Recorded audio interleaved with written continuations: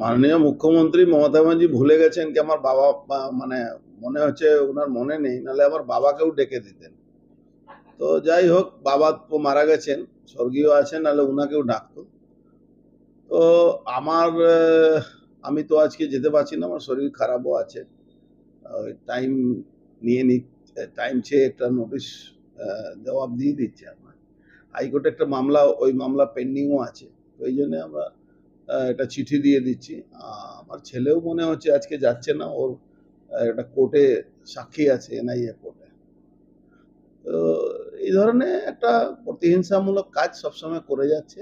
রাত ছেলে বা আমাকে, যেহেতু আমরা বিরোধী দলে আছি, সেহেতু এটা হবে, এটা আমরা জানি এটা হবে, এটা নিয়ে খুব আমরা চিন্তিত থাকি না।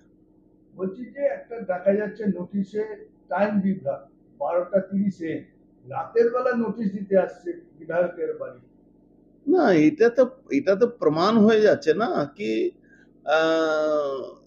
যে পুলিশ দলদাস হয়ে কাজ করতে করতে 12 AM আর 12 PM এর মধ্যে ডিফারেন্স বুঝতে পারছে না কি 12:30 AM আছে না PM আছে, যা ইচ্ছা তা লিখে দিচ্ছে। কেন? চটি চাটতে গেলে আইন ফাইন তো পড়তে হচ্ছে না বা দেখতে হচ্ছে না, ও একটা ফরম্যাট বানিয়ে রেখে দিয়েছে, ক্লিক করে মেরে দিচ্ছে, বলে এটা পাঠিয়ে দাও, এটা পাঠিয়ে দাও। আপনি দেখেছেন তো একদিনের মধ্যে 2 ঘন্টা 1 ঘন্টার ডিফারেন্সের মধ্যে এখানেও ডেকেছিল, আবার লালবাজার এতে ভবানী ভবনেও ডেকেছিল। মানে কোনো জ্ঞান বলে কিছু নেই। ও চটি চাটতে গেলে যারা এইসব করছে তারা মূর্খ আছে, তারা বুঝতে পারছে না কি যেদিন সময় পাল্টাবে তাদেরকে রিটায়ারমেন্ট হওয়ার পরেও আমরা ডাকবো, চিন্তা করার কোনো ব্যাপার নেই। এটা ভুলে যাবেন না কি আমরা রিটায়ারমেন্ট হলে আমরা মনে থাকবে না, বা যারা করাচ্ছেন তারা ভুলে যাবেন না কি রিটায়ারমেন্ট হওয়ার পরেও কিন্তু আমরা কিন্তু পলিটিক্সে রিটায়ারমেন্ট থাকে না। পলিটিক্সে শেষ জীবন অবধি পলিটিক্স আমরা করব। আমরা কিন্তু যারা এই দলদাস হয়ে কাজ করছেন, আইনভাবে করতেন আমার কোনো আপত্তি নেই, বেআইনি ভাবে যারা কাজ করছেন, যে পুলিশ অফিসাররা, তারা কিন্তু ভুলে যাবে না রিটায়ারমেন্ট আপনাদের হয়, আমাদের কোনো রিটায়ারমেন্ট হয় না। হুমকি না, সত্যি কথা। হুমকি কিসের আছে? এটা সত্যি কথা। আপনাদের 58 এর পরে রিটায়ারমেন্ট, একদিনও চাকরি থাকবে না। আমরা 58 পরে যতদিন বেঁচে থাকবো পলিটিক্সটা করব। আজকে না যাওয়ার কারণে কি আপনি কোনো পরবর্তী আশঙ্কা করছেন যে আবার আপনাকে কোনো ডিস্টার্ব করতে পারে? আশঙ্কা কি করার আছে? খুব বেশি হলে জেলে যেতে হবে, এর থেকে বেশি কি ক্ষমতা আছে? আর ঘন্টা 2 ঘন্টার জন্য যেতে হবে, এর বেশি কি আছে? আমাদের আদালতের উপরে ভরসা আছে।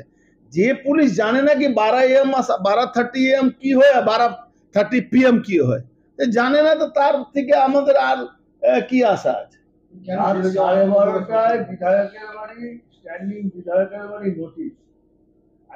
তাহলে বুঝতে পারছেন তো, আইন বলে তো কিছু নেই।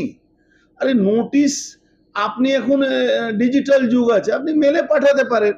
আপনি দিনবেলা আসবেন, চিঠি দিয়ে যাবেন, অসুবিধা নেই তো। কোনোদিন তো আমরা কোনো নোটিশ নিতে আমাদের কোনো বাধা দেওয়া হয় না। আমাদের অফিসের লোক আছে, তারা নোটিশ নিয়ে নেয়, আমরা তাকে ফলো করি। দাদা, এই যে পিতা পুত্র একসাথে নোটিশ, দুজনেই একজন বিধায়ক, আপনি প্রাক্তন এমপি, কিভাবে সামাল দেবেন সরকারের এই যে? কিছু সামাল দেওয়ার নেই।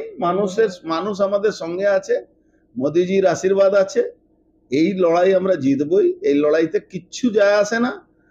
এ হাল হয়ে গেছে বাংলাদেশে ইউনূস সরকারের, ভারতবর্ষ থেকে লড়তে চাইছে। ওরকম মমতা ব্যানার্জি লড়তে চাইছেন মোদির পার্টির সঙ্গে, মোদিজির পার্টির সঙ্গে। তো দেখছেন না, রোজ ইউনূস সরকার বলছে মেরে দেবো, কেটে দেবো, ভারতকে ছাড়বো না, এই মহড়া করছে। 4জন ওই চেংড়াতে, ওই একটা হিন্দি বই ছিল না, ছেনু দাদার বই মতন ইউনূসের মহড়া হচ্ছে।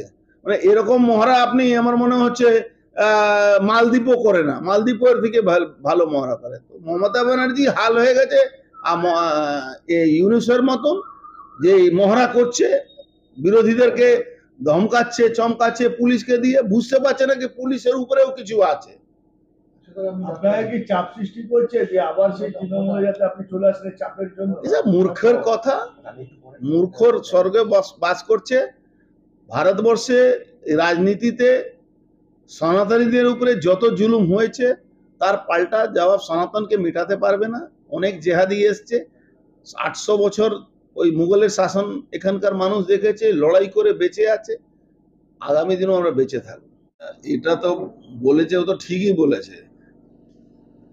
ব্যারাকপুরে না, সারা বাংলাতে জনতা দরবার তৃণমূল কংগ্রেসের এই পাঠ্যভূমিক উনি মানুষকে ভুল বুঝিয়ে ইভিএম চেঞ্জ করে জিতেছেন। তো সমস্ত কমপ্লেন তো তৃণমূলের বিরুদ্ধে আছে। পুকুর ভরার তৃণমূল করছে, ড্রাগ তৃণমূল বিক্রি করছে। ওই পার্থভূমিকে বাড়ির সামনে অজয় প্রসাদকে খুন করলো, সে পার্থভূমি বলেছিল গুন্ডারাজ শেষ করবে। তৃণমূলের মধ্যে তৃণমূলের গুন্ডারাজ উনি শেষ করছেন। সেই পার্থভূমিকে অলোক রাজরিয়াকে দাঁড় করিয়ে মঞ্চে ওকে থ্যাঙ্কস দিচ্ছে। আর তার থেকে 100 মিটার দূরে এই অজয় প্রসাদকে পিটিয়ে মারা হয়েছিল। আর সেই অজয় প্রসাদকে যারা মেরেছিল তাদেরকে 1 মাসের মধ্যে বেল হয়ে গেল। আর তাদেরকে এলাকার মধ্যে ঢুকাতে গেলে পুলিশকে পাবলিক তাড়া করেছিল, তৃণমূলকে পাবলিক তাড়া করেছিল। আর সেই 100 মিটারের মধ্যে পার্থভূমিক আর ওর পিঠ চাপড়াচ্ছে অলোক রাজরিয়া পার্থভূমিকে পিঠ চাপড়াচ্ছে। এই দিনও দেখতে হচ্ছে নৈহাটি মানুষকে। এটা একটা দুর্ভাগ্যের ব্যাপার আছে। আজ 17,000 35,000 চিন্তা করার কোনো ব্যাপার নেই। এখানে পশ্চিমবাংলা 2026-এ মমতা ব্যানার্জি আর ক্ষমতায় থাকবে না। নোটিশ এসছে, সেটা 9 তারিখে আছে। 9 তারিখ 12:30টার সময়। আজকে কি নোটিশ এসছে? না, কালকেই এসছে। একই নোটিশ।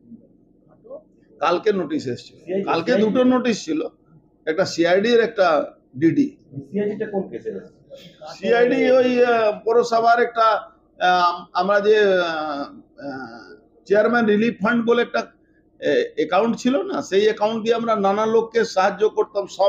সবটাই অ্যাকাউন্ট থ্রু দিয়ে কাজ হতো।